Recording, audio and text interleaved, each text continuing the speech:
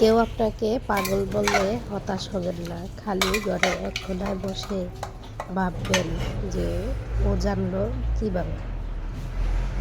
Pressure কুকারে হাঁসের গোস্ত রান্না করতে গিয়ে এক প্রকার প্রায় পাগলের মতো অবস্থা।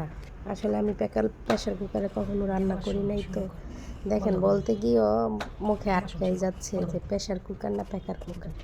এটা আমাকে পাগল বানিয়ে ছাড়লো। এভাবে প্রসেস করে আমি হাঁসের গোস্তটা বসাইছিলাম সব মশলা টশলা দিয়ে। পরশমণি আমাকে ভিডিও করতে সাহায্য করলো।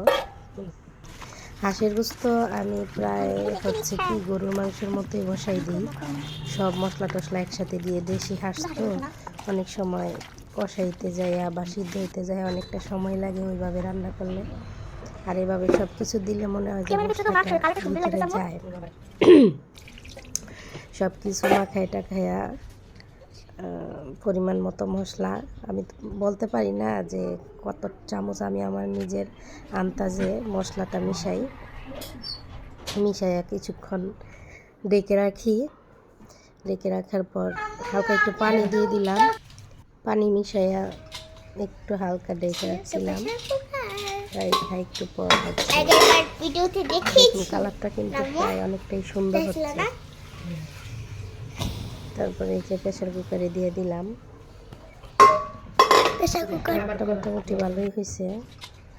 এই যে স্বাদের প্রেসার কুকারে তো আমার এখন আমি ঢাকনা খুলতেও পারবো না, লাগাইতেও পারবো না।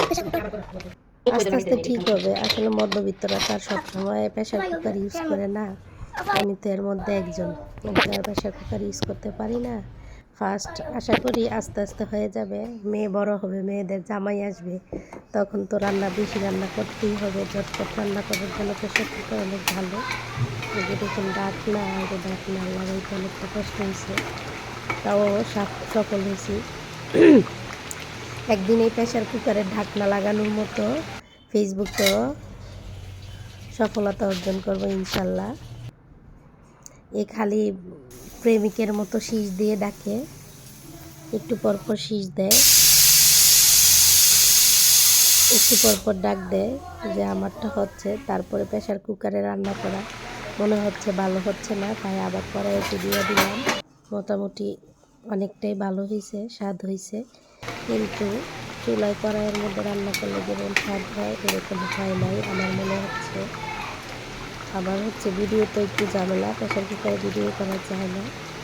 সবাই দোয়া করবেন, ভালো থাকবেন ইনশাল্লাহ। ফেসবুকের মতো প্রেসার কুকারের ঢাকনার মতো ফেসবুকে সফলতা অর্জন করতে পারি।